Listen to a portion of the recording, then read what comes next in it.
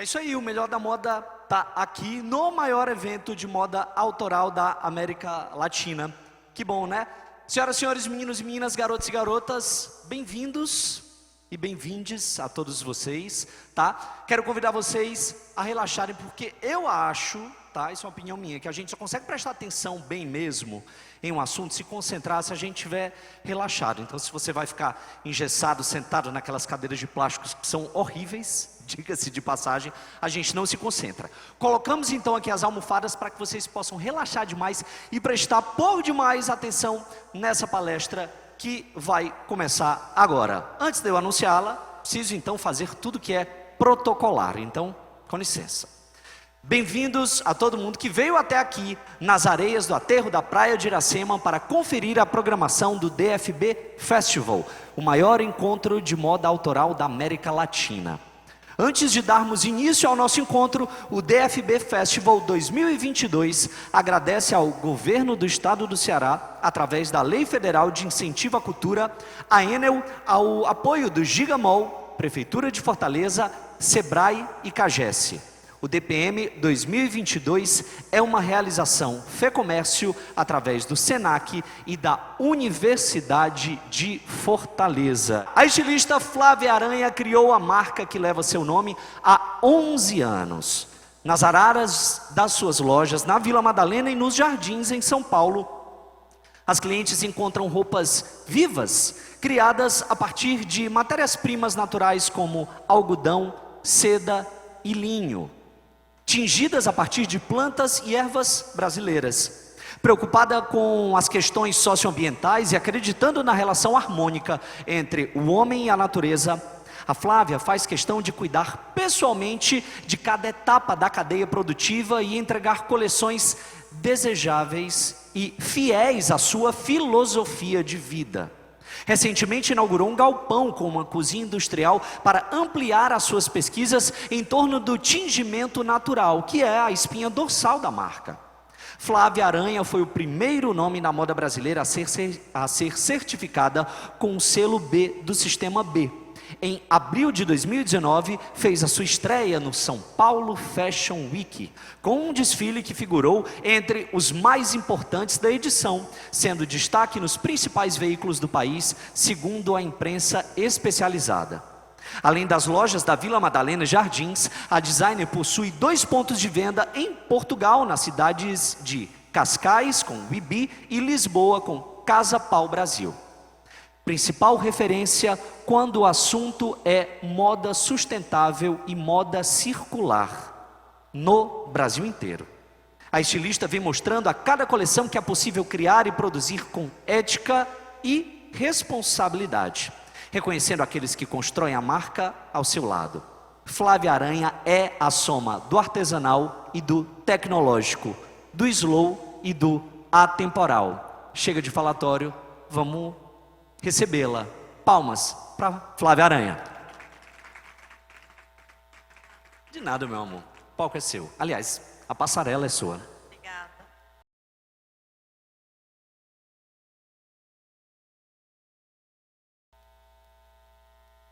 Prazer estar aqui com vocês hoje. Então, eu vou começar contando um pouco da minha história, da minha trajetória. Para quem não me conhece, eu sou a Flávia. Sou estilista e abri a marca Flávia Aranha em 2009, então já vai fazer, acho que esse release está até um pouco desatualizado, já vai fazer quase 13 anos que a marca surgiu. E ela começou com uma angústia muito grande que eu senti quando eu me formei, né, na faculdade. Quando eu era criança, eu era uma pessoa extremamente conectada com a natureza, sempre tive uma família extremamente conectada ao orgânico, ao que é natural. E depois que eu me formei na faculdade, eu tive muitas experiências criativas, mas eu fui trabalhar na indústria tradicional, né? E aí, nessa indústria, eu aprendi como escalar a moda, como era feito o preço, o custo. Entendi que a moda, embora a gente na faculdade fosse estimulado, no meu caso eu estudei na Santa Marcelina, lá em São Paulo, extremamente estimuladas a um processo criativo mais autoral e profundo, quando eu cheguei na indústria, a indústria era um mercado, né? Um mercado voraz, crescendo muito. E aí eu fui mergulhar nessa indústria, de ponta a ponta. Então eu fui viajar para as fábricas lá do sul do Brasil, vim para aqui para o Nordeste, tecelagens, confecções, né? E até que um momento eu fui chamada para ir para a China, né? Foi uma época que o Brasil estava sofrendo a concorrência, a Zara e todas as fast fashions começaram a vir para o Brasil. E aí eu fui designada a ir para a China para tentar conseguir preços melhores para competir com o fast fashion, né? Vocês imaginem que naquela época o dólar era outro câmbio, então era muito, muito atrativo os preços da Ásia. Era o momento que a Ásia estava estourando ali, 2006, 2005. E eu fui para a China passar 40 dias lá, né? E essa viagem foi muito transformadora na minha vida, assim, foi uma virada de chave completa. Porque eu vi crianças trabalhando, idosos trabalhando, vi rios, sim, de todas as cores. Fui em algumas cidades que, e é louco agora, né, com a pandemia. Eu fui em algumas cidades que a gente já tinha que usar máscara naquela época, tipo 2006, porque 2007, porque o ar já era tão poluído que não era possível respirar sem máscara naquelas cidades. Você olhava para cima, para baixo, para o lado, tudo era cinza, né, nessas cidades fabris. E eu fui indo, eu tinha uma meta que era conseguir uma Polo por $2,90. Aqui no Brasil eu pagava R$ 37 na minha Polo. Numa fábrica linda lá no sul, todo mundo CLT, sabe? Tinha lago para pescar, tinha um refeitório maravilhoso nessa fábrica. E na época, $2,90 significava R$ 6, porque o câmbio estava 1 para 2, né? $1 era R$ 2. Então imagina a diferença, né? E eu fui lá e eu consegui. Eu bati minha meta. Eu ganhei 4 salários de bônus, um monte de outros. Fui promovida. Enfim, voltei com a missão cumprida, né? E entrei em depressão. Assim, durante a viagem eu já estava deprimida, né? Porque eu estava usando a minha potência, minha força, meu talento para, né, para impactar negativamente a cadeia da moda.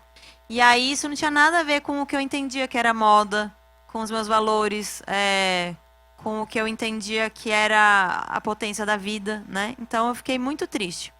Mas antes de eu voltar, eu fui para a Índia também. Meu trabalho era ir para a China e para a Índia. E na Índia eu fui pesquisar seda. Também tinha um desafio de conseguir importar as sedas para competir com a nossa seda nacional, que estava muito cara. E aí eu também vi muito trabalho escravo. Eu me lembro de uma fábrica que eu via as mulheres todas coloridas, lindas, de saia. Eu falava, nossa, que maravilhoso. E elas bordando no chão de terra batida. E eu até em algum momento pensei, acho que é cultural e tal. Mas, por acaso, esse dia eu saí tarde dessa fábrica. E quando eu fui embora, eu fui pelos fundos, junto com alguns funcionários. E aí, a maioria das mulheres que bordavam no chão, elas moravam na favela anexa à fábrica, sem esgoto, sem teto, né? As divisórias das casas delas às vezes eram só panos. Então, assim, esgoto a céu aberto, né? E roupas belíssimas, belíssimas, bordados assim, escandalosos, né? Então, aquilo mexeu muito comigo. E aí, quase no final da minha viagem, quando eu já estava bem, assim, a ponto de explodir, de tanta tristeza, eu conheci um grupo de mulheres que fazia tingimento natural. Era um projeto até do governo, sabe? Como se fosse o Sebrae daqui. E um stand numa dessas feiras tradicionais de fornecedores. E eu achei aquelas cores, alguma coisa me chamou para aquele lugar e eu olhei. E não é que eu não soubesse que era possível fazer cor com planta, eu até já sabia, mas foi ali, no meio do caos, que eu encontrei a luz, literalmente. Então ali, assim, meu olho brilhou e eu sabia, naquele dia, o que eu ia fazer pro resto da minha vida, que era trabalhar com cor. Então foi assim que eu abri Flávia Aranha. Eu voltei, né, pedi demissão do meu emprego. E com o dinheiro, por mais... É um contraste até, né? Porque com o dinheiro que eu ganhei do bônus da Polo que eu consegui fazer, que quebrou meu fornecedor do Brasil, então assim, eu gerei um impacto muito negativo, porque ele quebrou, né? Porque eu parei de comprar a Polo dele. Mas com esse dinheiro que eu ganhei desse bônus, foi o que eu consegui juntar para começar a Flávia Aranha.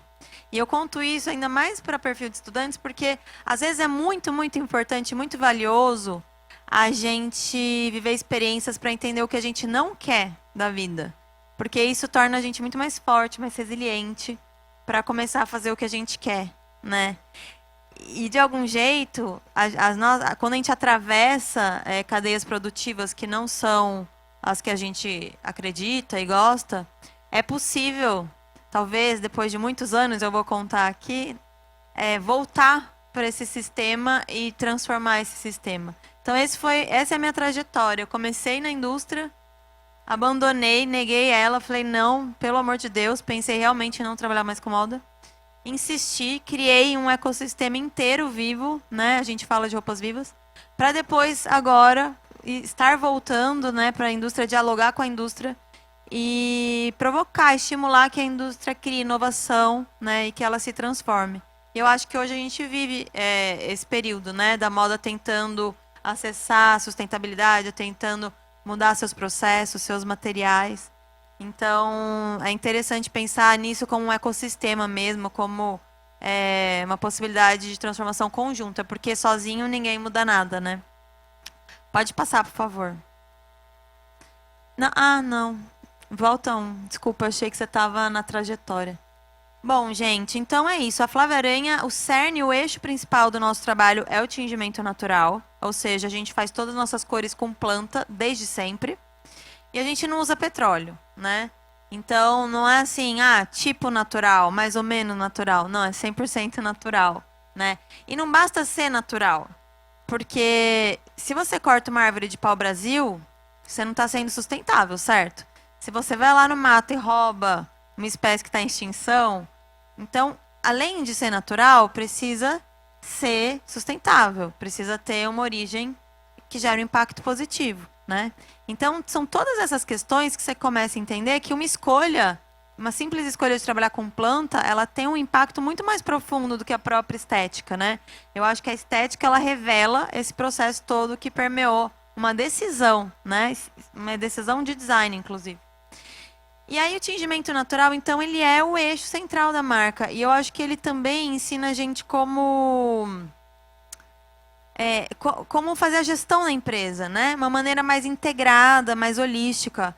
Porque quando você olha para uma planta, você está vendo ali química, né? Você está juntando conhecimentos de química, de botânica, né? Biologia, de histórias, tem, né, uma coisa etnobotânica, quem são essas mulheres, quem são esses homens que estão dialogando com essas plantas, né? Com esses saberes. Então você entende que os conhecimentos estão todos integrados, né? Eu acho essa a grande importância da marca Flávia Aranha no mercado. Eu acho que a gente lá atrás se propôs a ter uma visão mais integral sobre a moda e sobre uma empresa, né? Porque eu acho que a sociedade ocidental e a própria educação que a gente tem é muito segmentada, né? A gente quer separar os conhecimentos em caixinhas. E quando a gente volta nosso olhar para a ancestralidade, que é da onde a gente, né, volta e faz esse caminho de volta para o tingimento natural, a gente entende que quem tinha esses saberes se entendia como parte da própria natureza. Então, eu acho que a gente precisa desconstruir a princípio essa ideia de que os homens e a natureza. Não, a gente é natureza, né? Assim como o mar, as montanhas, as árvores, as flores, a gente é parte dessa natureza. Então, a partir dessa compreensão mais integral de quem a gente é e da própria vida, fica muito mais fácil a gente criar um sistema produtivo que respeite, né, essa vida na Terra. Porque se a gente é essa própria vida, se a gente é natureza, então a gente começa a entender o negócio com outros vínculos, com outras conexões, né, mais positivas. Então, por isso o tingimento natural sempre foi tão fundamental para a gente manter nossas diretrizes. Eu acho que um ponto importante, pode passar, é que o tingimento natural, ele fez com que a gente desenhasse nosso processo criativo de outra forma, né? Então, por exemplo, a gente lá no ateliê, a gente não começa pesquisando tendências, desfiles, o que está na moda.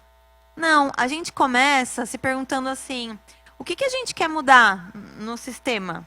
O que está incomodando, né? Quais são as causas que a gente quer apoiar? Quais são as mudanças que a gente acha que pode provocar? Seja na indústria da moda, Seja num padrão de beleza, de comportamento, o que não faz mais sentido, né? Então a moda, no fim, vira uma plataforma para essa transformação, né? Para essa mudança. E o processo do tingimento natural, ele me ensinou isso, né? A partir da observação de você estar ali, experimentando uma planta, sentindo o cheiro, a textura, a cor, o tempo dessa planta, de onde ela veio, quais são as mulheres que estão junto delas. Esse processo do fazer é que revela a própria criação, né? Então a gente hoje no ateliê a gente tem uma colaboração muito conjunta, né? Desde os agricultores até as clientes, todo mundo participa ativamente desse processo criativo a partir dessa possibilidade de viver essas experiências, né? Junto com a gente. Então, o croquis, para mim, ele é o final, né? Eu primeiro começo na planta, aí eu tinjo essa planta em vários tecidos, aí isso tem um caimento. E aí é quase como se o processo fosse falando, né? O que ele vai chegar no final, que vestido é esse que ele vai querer ser, né? Que vida é essa que ele vai querer ocupar. Então a gente subverteu muito a lógica de um desenvolvimento de produto e eu acho que isso ampliou muito as nossas possibilidades, porque a gente não fecha nenhum caminho, a gente só vai abrindo, né? Então a partir dos nossos desejos de mudança é que as coleções se dão. Então quando a gente quis falar, por exemplo, eu vou falar para vocês mais para frente, mas no Fashion Week em 2019, a gente quis falar no momento político terrível que estava acontecendo no nosso país e que continua acontecendo, né? Então a gente decidiu trabalhar com o pau-brasil, que é um ícone muito importante dessa violência que nos atravessa até hoje, né? Que resultou na desigualdade social que a gente tem, que é brutal, né? Eu até brinco e falo sério, na verdade, que assim, a gente pode ficar aqui falando horas sobre como fazer moda sustentável. A gente nunca vai chegar em nenhuma solução. Não existe moda sustentável de fato. Porque o capitalismo, ele está acima da moda sustentável. E enquanto existir desigualdade social no nível brutal que a gente tem, nada vai resolver, né? A gente pode ter os melhores processos, as melhores ideias, mas enquanto a gente viver num país que tem gente passando fome, que tem gente sem dormir, nada vai ser relevante, né? Todas as iniciativas que a gente tiver aqui são tentativas de soluções para problemas que nunca se findam, porque a desigualdade social é o nosso maior problema, né? Então, dito isso, eu acho que o processo do tingimento natural, ele veio trazendo para a gente essas respostas para que tipo de rede produtiva, de ecossistema a gente ia criar. E quando você vai lá, né, no desfile do Fashion Week e vê uma cartela inteira vermelha feita com pau-brasil e vê um casting de mulheres negras e indígenas, e ver que de repente a gente tem um macramê de miçangas do Jequitinhonha. Todas essas conversas vão acontecendo a partir dessa ideia que a gente quis trazer, que é esse diálogo entre a potência de uma cor e a violência, né? O pau-brasil foi o primeiro ciclo econômico do país, e foi por ele que a gente não tem mais Mata Atlântica, né? Hoje a gente tem 6% de Mata Atlântica só. Todo o resto foi desmatado. A gente praticamente dizimou, né, a maior parte dos indígenas, escravizamos os negros. Então, o pau-brasil foi o primeiro lugar de violência que resulta nos nossos desafios até hoje, né? Então, voltar para essa memória e, ao mesmo tempo, usar a moda, a estética, né, mostrar a potência dessa cor, dessa planta, para trazer essa tensão, esse diálogo num desfile, ele vem, essa ideia toda, e essa beleza do desfile, foi um desfile muito aclamado, ela vem desse questionamento. Como chegamos aqui, né? Como em 500 anos a gente chegou num governo Bolsonaro, né? Então, foi um pouco dessa reflexão que a gente fez num desfile de moda. Então, assim, moda é política? Com certeza, né? Pode passar. Pode passar. Bom, trabalho em rede. Eu acho que um grande pilar importante do nosso negócio é o trabalho em rede. A gente entendeu que era necessário criar um ecossistema na moda, né? Como eu contei para vocês, quando eu voltei da China e fui pesquisar pelo Brasil todo o que a gente tinha de iniciativas de sustentabilidade ou de produções orgânicas ou do próprio tingimento natural, eu entendi que estava tudo meio desconectado. Então, existia ali uma cadeia do artesanato, aí existia um pessoal da arquitetura tentando se conectar, mas aí a moda falava, eu queria ser sustentável, mas não existe.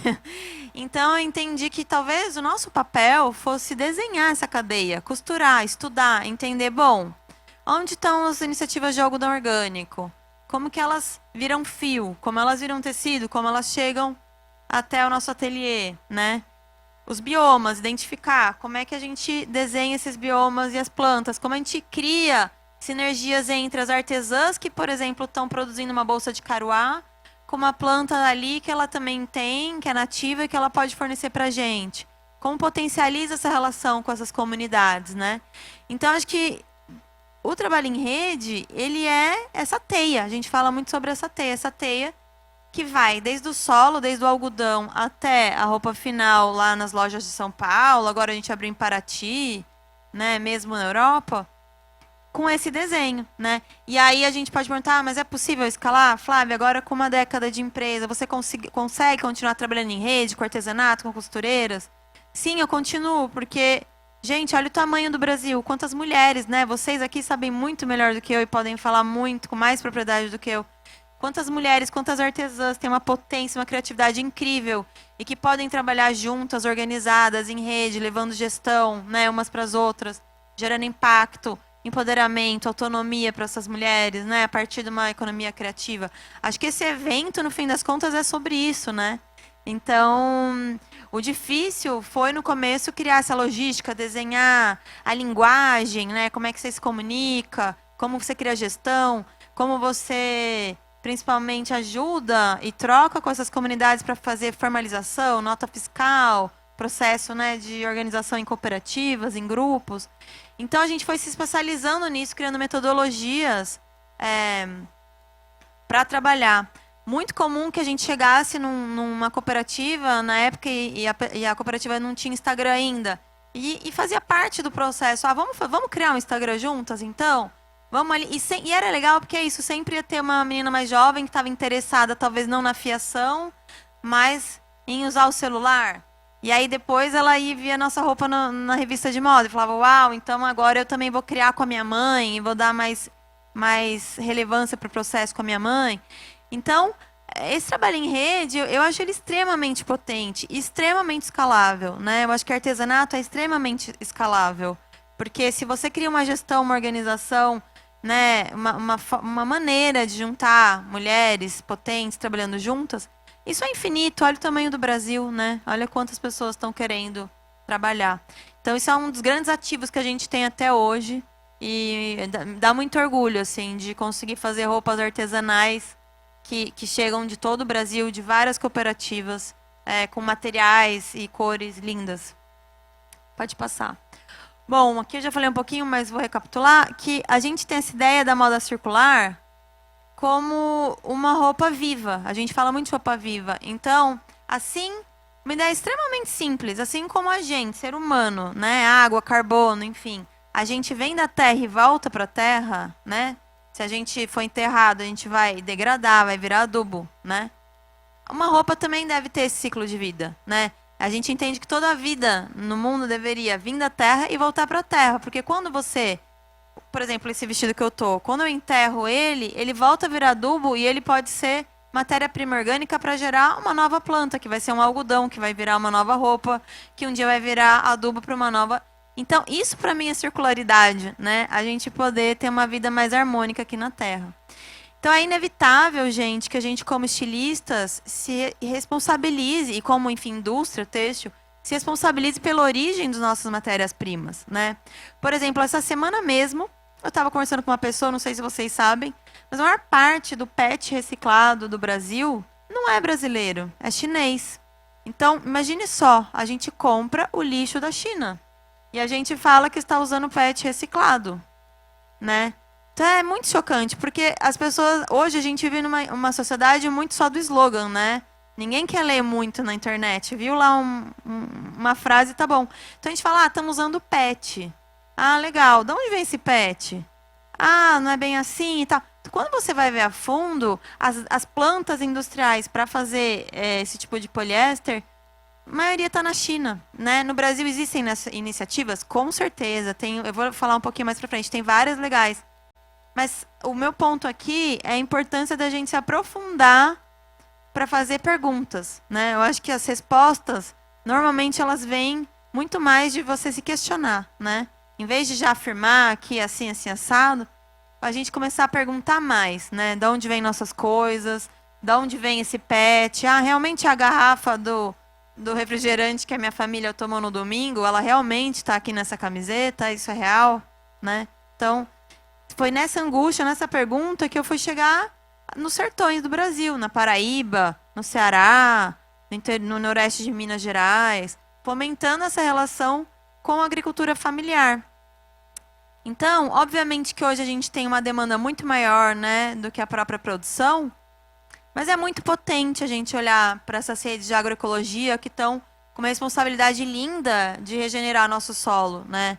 Então, existem muitos estudos já de você ver o algodão agroecológico depois do terceiro, quarto ano, consorciado com várias espécies, ele vai lá e você brota água da terra, você regenera, nascem novas espécies, né? Você gera um impacto absurdo nas mulheres, no trabalho familiar, né? A autonomia das famílias, né? Então, é muito importante que a gente pense nessas matérias-primas a partir dessa ideia, né? De onde elas vêm, como elas são extraídas, por quem, como, né?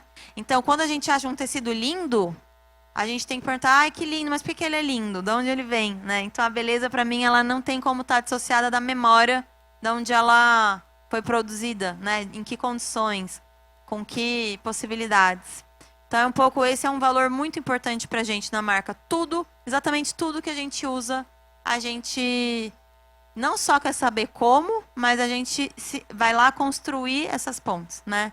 Então, eu acho que a gente tem hoje uma tecnologia incrível, trabalhamos muito com o WhatsApp, com os grupos, com os artesãos, com os agricultores, mas é muito importante os encontros, né? Estar aqui depois de 2 anos de pandemia, acho que é muito legal.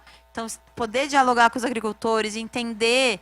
Por exemplo, agora a gente está testando uma agrofloresta têxtil, que eu também vou falar um pouquinho mais para frente, mas olha que legal, né? E isso surgiu a partir de uma conversa com os agricultores, né? Quais eram as espécies que para eles funcionavam, que para a gente era importante. Então, plantar algodão e outras fibras, né? Junto com corantes naturais, por que não, né? É muito legal. Então, essa ideia da circularidade para a gente vem dessa nossa relação com a terra, com a agricultura. E aí, eu acho importante entender que a moda não está isolada, né? A gente precisa, assim como a gente tem uma visão holística da própria moda, a gente precisa começar a integrar a moda com outras ciências, né? Então, fazer intersecções com a biologia, com a botânica, né? Com a sociologia, com a química, e começar a trazer esses problemas, né? Essas nossas angústias para inovação, para criação, usar a criatividade, a beleza e o design, né, junto com outros ciências para a gente criar soluções e beleza mesmo, né, e potência. Pode passar. Bom, por que orgânico, né? Então, é o que eu falei para vocês, basta ser natural? Não. Eu acho que se a gente pensar em monocultura, né, hoje também a gente tem falado muito sobre o algodão sustentável, né? Ah, esse algodão é sustentável. Será mesmo? Será que a gente já foi lá ver se ele é sustentável? Porque assim, como que uma monocultura pode ser sustentável se 5 anos depois ela vai matar aquele solo, né? Se a gente for olhar, simplesmente observação. Toda floresta é biodiversa, toda floresta tem muitas espécies. Como que a gente achou que plantar uma espécie só ia dar certo, né? Então, aí a gente começa a ter praga, aí para praga a gente cria veneno, aí a gente cria mais um veneno, aí a gente fica doente, aí a gente mata o solo, né? Então, quando a gente fala de algodão sustentável, a gente precisa entender o que é sustentável. Porque regulamentar, né, não sei quantos agrotóxicos, e nos últimos anos a gente foi campeão, né, na aprovação de agrotóxicos com o governo Bolsonaro. Então, assim, é muito, muito grave. Então, a gente precisa pensar se realmente esse algodão que a gente está dizendo que ele é sustentável mesmo, né? E por que, então, orgânico? E por que agroecológico? Porque a gente está pensando numa dimensão social, né? A gente está pensando que a gente, usando o algodão orgânico e agroecológico, em primeiro lugar, a gente está defendendo o direito à terra, né? A reforma agrária, a agricultura familiar, né? Então, quando eu falei lá atrás que o maior problema da moda e de todos os setores é a desigualdade social, a gente está aí, né, na veia dizendo, a gente acredita que precisamos ter reforma agrária, que a gente não pode ter um país com 5 famílias donas de todo o território. A gente precisa dividir terra. A gente precisa dar o direito. Porque você tem uma terra, você tem direito a viver. Se você puder plantar a sua comida, né? Não sei se vocês viram o último livro da Eliane Brum, mas é absurdamente potente. Ela falando, né? Como é que você cria uma fábrica de pobres. Quer dizer, você tira os ribeirinhos, os amazônicos de terras que eles não tinham nem acesso a dinheiro, mas tinham água, tinham comida, tinham a sua cultura. E você leva eles para receber R$ 200 na cidade e aí eles viram pobres. Eles deixam de ser ribeirinhos para virar pobres, de ser amazônicos para virar pobres. Então, voltando, quando a gente está falando de agroecologia, gente, a gente está falando do direito à terra. A gente está tentando travar uma batalha contra a pobreza, né, contra a desigualdade social. Depois, a gente vai falar também sobre o direito à saúde. Porque quando a gente fala de agroecologia, a gente está falando de semente crioula, né? Então, essas famílias, elas têm os bancos de semente que estão protegendo o nosso futuro, o futuro das próximas gerações, né? Porque hoje a maioria das pessoas tem câncer, porque come tudo com agrotóxico, basicamente, né?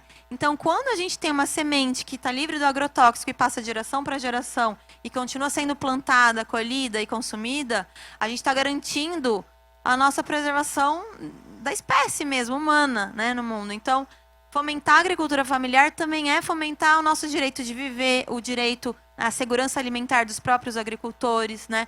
Quantos casos de agricultores que morrem de câncer a gente não conhece, né? Então, também é um ponto. E o terceiro ponto é a nossa missão de, produzindo moda, assumir um compromisso com a regeneração dos nossos solos. Então, quando a gente vai plantar, né, biodiversidade, vamos falar de agrofloresta, de agricultura familiar, a gente vai falar de uma possibilidade de regenerando esse solo, de trazendo fertilidade para ele.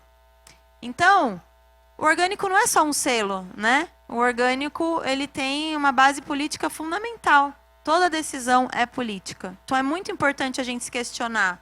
Não é porque por que está na moda orgânico, né? Então, a gente precisa aprofundar. Tanto é que, muitas vezes, eu escolhi não ter um selo orgânico, mas ter, por exemplo, um selo de certificação participativa, né? Ou seja, os próprios agricultores certificam os seus colegas, os seus vizinhos, gerando autonomia para eles. Pode passar. Bom, moda e artesanato. Acho que esse tema, eu devia passar o microfone para vocês, né? Acho que aqui é um lugar extremamente rico, muitas tipologias. Mas eu acho fundamental, é um outro pilar que a gente trabalha muito, é falar sobre nossa cultura, é dar protagonismo, né, para o que é ser brasileiro, né? Eu tenho me perguntado muito sobre isso. Eu acho que eu estou tão influenciada com a situação política que a gente vive, que o meu trabalho criativo tem tentado romper com essa ideia de Brasil, né? Porque quando a gente vai falar de Amazônia, a Amazônia ela transborda o Brasil, não existe fronteira, não tem uma linha que fala isso é Brasil, isso é, né, Peru, enfim. Então, a gente começou a pensar sobre isso, assim. Como que a gente pode usar a nossa cultura, o nosso conhecimento, né, as cooperativas dessas mulheres, para trazer força, trazer a estética brasileira, né, como algo importante, relevante, promissor. Então, hoje a gente tem todos os biomas, né, no Brasil ou não no Brasil, a gente tem cultivado esse relacionamento de longo prazo com essas artesãs, né?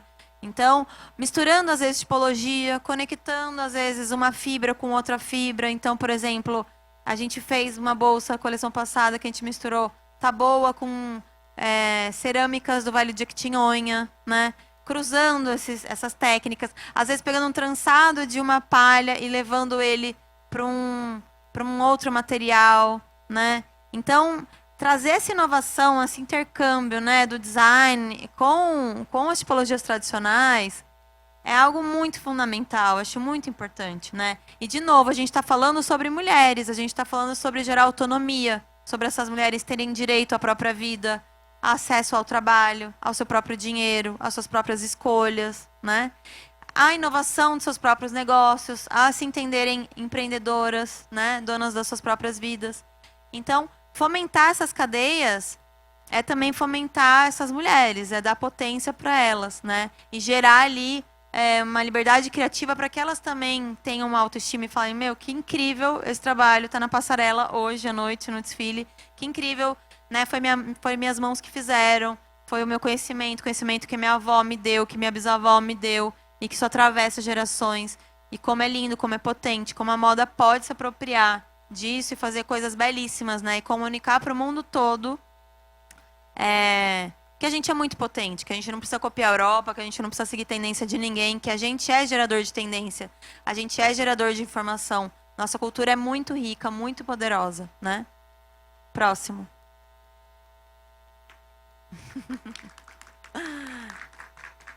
Bom, mão de obra, né, gente? Eu acho que isso é uma grande questão na indústria, inclusive aqui, né?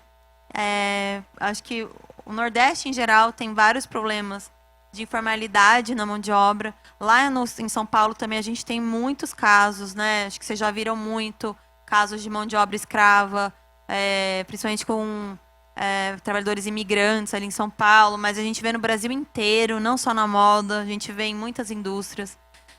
Então, assim, como é que a gente cria justiça social para fazer nossas roupas? Como que as costureiras e costureiros vão ser bem remunerados, né, no nosso trabalho? Então, a gente começou a pensar em fazer, de novo, parcerias, né?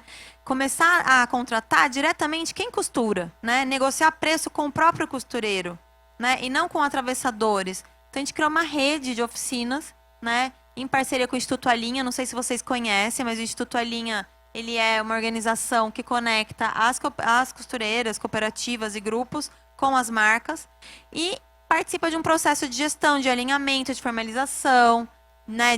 Eu mesma já fui mentora de algumas oficinas, então a gente juntos desenha como fazer custo, como entender produtividade. Porque quando você vai, por exemplo, na casa de um boliviano, como eu já fui, fazer mentoria, eu perguntei a primeira pergunta, o que é mais importante para você antes da gente começar esse trabalho? E ele me falou, eu queria trabalhar 8 horas por dia, como os brasileiros, e poder levar minha filha no parque no domingo. Por que ele falou isso? Porque ele trabalhava, tipo, 17 horas por dia. Ele só trabalhava, sábado, domingo. Ontem, por exemplo, eu fiz um evento de moda e política lá na loja da Vila Madalena. Reunimos pessoas do setor inteiro da moda. E uma liderança de mulheres bolivianas, eu queria muito que ela fosse. Ela é super politizada, muito potente. E ela me falou, ela me mandou um vídeo, falou, Flávia, infelizmente, são 9 da noite, eu estou aqui na máquina e eu não sei que horas eu vou terminar, porque eu tenho que entregar amanhã essa produção, né? Então, isso ainda acontece. Então, como é que a gente tenta resolver esse problema? É começar a dar valor para o tempo. Quanto tempo demora para fazer esse vestido? Qual é o salário mínimo justo para uma pessoa poder trabalhar suas 8 horas por dia, ter sua casa, sua comida, né? Levar seu filho no parque, ter dignidade para viver? Né? Então, a nossa precificação ela vem a partir de quanto tempo leva uma roupa. A gente faz todas as roupas no nosso ateliê e começa a entender qual seria o preço justo a partir disso. Quanto que uma costureira precisa receber por mês. Né?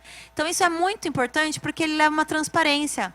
Né? Quando a gente vai negociar com uma costureira, a gente fala, a gente demorou tanto tempo e você demorou quanto? Não, Flávia, achei pouco. Não, achei muito. Assim, eventualmente ninguém fala muito, né? E eu acho super natural. Mas já existiu o caso de costureiras que falam assim, não, eu acho que isso aqui eu faço muito mais rápido, né? Então, você começa a ter uma relação de honestidade, de transparência com a sua cadeia e entende que todas as costureiras que trabalham com você são suas parceiras, são suas amigas, né? Você quer estar bem, você quer ver elas bem. Então, assim, é importante pensar em criar, né? Todo mundo pensa, eu quero ter uma marca de moda, mas, poxa, por que não criar uma startup que reúna todas essas cadeias produtivas com as marcas, né? Que ajude nessa gestão, nessa metodologia, nessa formação de preço, na inovação, em trazer mais tecnologia para esses grupos, mais informação. Então, é isso que o Instituto Alinha faz lá em São Paulo e é graças a ele que a gente conseguiu crescer, mantendo os mesmos valores, né?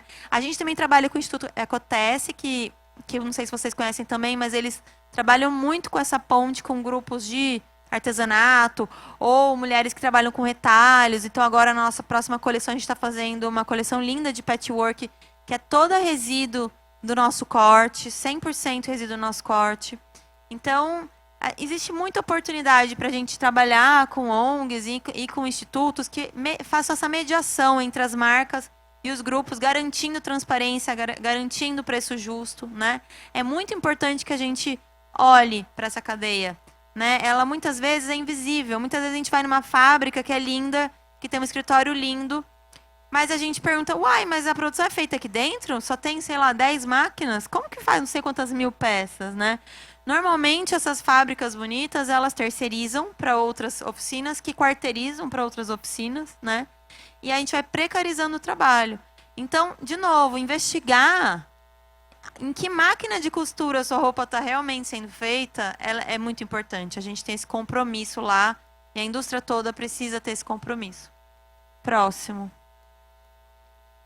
Bom, pesquisa e inovação. Eu acho que isso hoje a chave para a gente pensar na moda do futuro, né? Eu digo que a gente a gente fala, tem uma brincadeira, sei lá quem inventou, que chama Golden Circle. Não sei se vocês já ouviram falar. Em algum momento pediram para fazer isso. Então é assim, é o porquê, o como e o que, né? Então o porquê que você existe. Aí a gente fala, porque a gente é natureza. Como? A gente fala, criando ecossistemas regenerativos que integram ancestralidade, inovação e bem-estar. E o que? Aí a gente fala roupa viva, né? Então, pensando nessa integração da ancestralidade e da inovação, eu acho que é esse o encontro que é a solução do futuro, a solução da moda, né? Porque quando a gente volta para a ancestralidade, a gente tem a possibilidade de reintegrar os conhecimentos, reintegrar os saberes, reintegrar nossos vínculos afetivos, né? Então, é muito importante voltar para a ancestralidade. Mas negar a inovação, negar a ciência contemporânea seria um desperdício, porque nós homens somos, né? A sociedade humana é muito potente. Então, por que não integrar o melhor da ciência inovadora com o melhor da ancestralidade? Por que não juntar esses mundos, né? Então, é isso que a gente vem fazendo nesses 10 anos.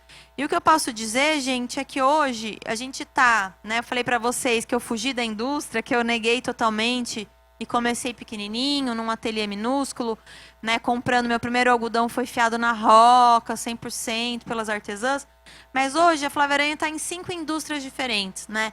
Estava falando que esse vestido a gente fiou na fiação da Cataguases, que é uma indústria super tradicional de algodão brasileira, e que esse ano comprou 50 toneladas de algodão orgânico, agroecológico, que para eles é tipo um pouquinho, mas conseguiu fiar na sua fiação, que é uma fiação muito moderna, muito gigante, e que trouxe benefícios para a titulagem do fio, né? Estou atrasada? Tá bom. Ai, gente, então tá. Mas, enfim, vou só falar isso. Então, é muito importante a gente pensar que a ciência, na ciência está as respostas, né? Ontem mesmo eu estava na floresta pesquisando novas plantas da Mata Atlântica para gerar novos corantes naturais, né? Impactando as famílias locais, impactando a indústria dos corantes. Então, como a gente precisa, às vezes, eu sou estilista, se conectar com um cientista, um biólogo, um químico, sabe? Fazer uma dupla, um trio e criar, uma tinta nova, um tecido novo. A gente agora vai lançar no final do ano uma fibra nova, a Malva, que é uma fibra nativa do Brasil, é da Amazônia. E em vez de a gente comprar o linho da Europa, a gente vai ter o nosso próprio linho brasileiro, né? Feito pela agricultura familiar, impactando a ideia da floresta em pé. Então, olha como a gente tem uma abundância, né, no Brasil inteiro, para pensar novos tecidos. Para que a gente precisa pensar no petróleo até hoje, né? Se a gente tem tanta mata viva e tanta gente com muito conhecimento e tanta ciência, né? Então, acho que se a gente conseguir como moda usar a ancestralidade e a ciência exata para criar o futuro, poxa, a gente vai caminhar muito mais rápido. Então, gente, sinto muito, não consegui terminar falei demais. Pode seguir. Deixa eu ver se tem alguma coisa muito importante. Pode passar. Vocês veem nosso ateliê, pode passar. A Cris e a Pri, pode passar. Ali tá vendo, nos fundos tem as máquinas de tingimento, então a gente tem desde as panelas até as máquinas, num processo do artesanal e do industrial. Pode passar. Não vai dar tempo de falar isso, mas aqui está uma grande oportunidade, sabe? Hoje em dia a gente tem muitas iniciativas testando industrialização dos resíduos. Não sei se vocês conhecem a Ellen Fisher, mas é uma designer americana que criou uma máquina incrível de reciclar pedacinhos de tecido, então ela faz o patchwork a metro, num processo super industrial, muito lindo. A gente hoje trabalha com a Cotton Move, que está reciclando roupa no Brasil inteiro, um processo super legal. O banco de tecidos também. Pode passar. Diálogo com o consumidor é fundamental que a gente se comunique com quem compra a nossa roupa, porque se a gente não impactar, pode passar. Se a gente não impactar os consumidores, né, a gente não está ampliando a nossa voz, ampliando nossas ideias. Então, a gente criou produtos como sabão, né, em parceria com a BioWash. Pode passar. Os kits de corante natural, porque a gente entende que se a nossa cliente for lá comprar o kitzinho e ela mesma atingir a roupa dela, ela vai passar a ter a consciência, né, desse propósito. Ela vai entender, ela vai sentir o cheiro, ela vai, pelo um lugar sensorial, ela vai abrir a cabeça dela e falar, poxa, que roupa, como será que é a roupa que eu uso? Será que ela é feita de que jeito, né? E aí a gente começa uma transformação na ponta, né? Então eu falei aqui hoje, desde a agricultura do agricultor até chegar no consumo, em quem está usando essa roupa. Se a gente consegue, a partir da moda, tocar essas pessoas, né, pela beleza, enfim, questionar como você se veste, como você vive, né, a gente começa a gerar uma transformação mais sistêmica, né, mais na sociedade toda. Pode passar. Bom, isso daí é o QR Code que a gente tem, todas as etiquetas de composição das nossas roupas, a gente tem um QR Code que vai para um vídeo de como essa roupa foi feita, então a gente filma o processo produtivo, o corte, a costura, o tingimento, para as pessoas saberem como essa roupa foi feita. Pode passar.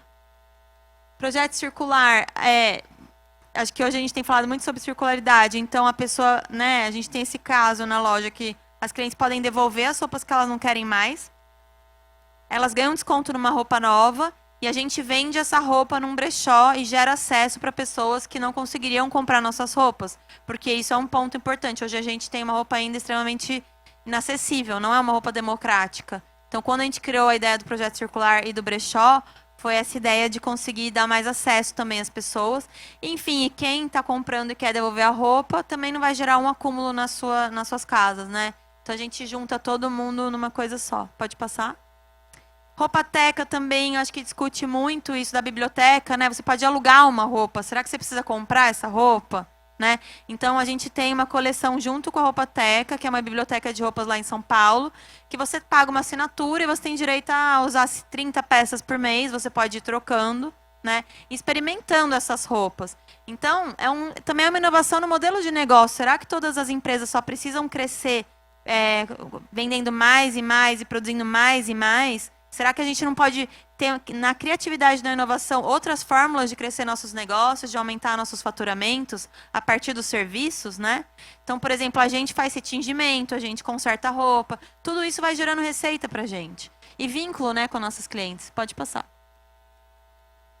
Certificação, somos Sistema B desde 2016, é muito importante que a gente leve a sério transparência, credibilidade, né, gestão, governança. Pode passar. Pode passar. E aqui um pouquinho, eu vou mostrar desde 2019, vamos ver o que mais que tem aí. Pode passar. Um pouquinho das nossas coleções antigas, pode passar. Pode passar. Pode passar. Aqui nosso desfile da São Paulo Fashion Week, em 2019. Pode passar. E esse foi em 2021, na pandemia, a gente acabou fazendo um filme chamado Sopro. Foi nosso último São Paulo Fashion Week. E aqui eu termino com essa reflexão, né? A moda é um agente potente para a transformação da consciência e do comportamento. Imaginem quando a indústria resolve mudar seus processos a partir da perspectiva da economia circular e regenerativa. Qual potência a gente não pode gerar? É isso, gente. Obrigada. Prazer estar com vocês. Obrigado. O que é isso, pelo amor de Deus? Flávia, muito obrigado você. Infelizmente, a gente não vai poder abrir para perguntas, mas a Flávia é uma pessoa extremamente acessível, tá? Então, tenho certeza que você não vai se importar se toda essa galera aqui da moda, enfim, quiser tirar alguma dúvida com você, né? Pode se seguir também. Você passou seu arroba aqui para todo mundo, qual que é? Arroba Flávia Aranha é o meu pessoal e o da marca é Flávia Aranha _. Sigam os dois, tá bom? Sigam os dois, qualquer coisa você joga uma caixinha de perguntas lá para essa galera aqui, que infelizmente não teve tempo, pelo menos vocês colocam lá algumas dúvidas, tá bom? Essa foi uma realização da Unifor, juntamente com a galera aqui do DFB. Muito obrigado pela presença de todos vocês.